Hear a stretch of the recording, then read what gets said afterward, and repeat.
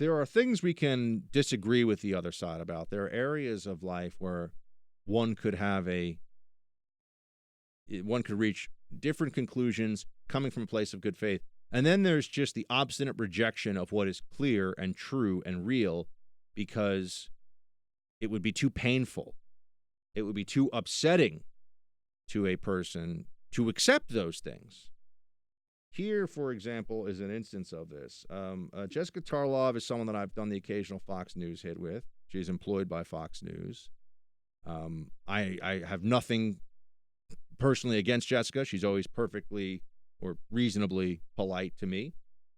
We get along fine as people day to day. But I was taken aback. There it is, a nautical term again. I was taken aback by this argument that she made on the day of the March for Life on Fox News. Mark, play 12.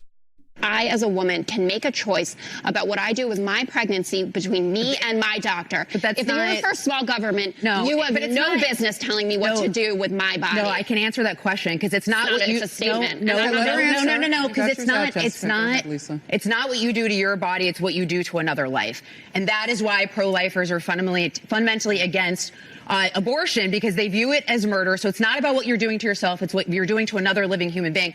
Also, it's not a living human being. Yes, it is. They're not living human beings. How do we argue with that? I mean, I know that it's so, you'd say, well, you're probably screaming, Buck, of course. No, I mean, if someone's going to reject reality, it's not a living human being. Science says it is. Our basic human experience says it is. It's not a living human being. It is a living human being. Of course it is. It has to be.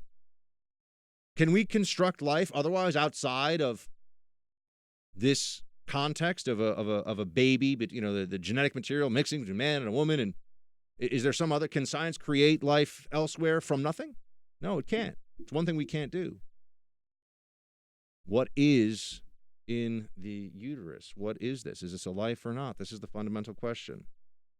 And the left generally makes the argument, although as you can see here, sometimes they make a different argument, that even if it is a life, it is a higher good, in their view, in the left's view, and the pro-abortion. By the way, the Democratic Party, we'll get into this in a second, has no room for anybody who is anything other than pro-abortion or pro-abortion for whatever term of whatever point in a pregnancy one desires.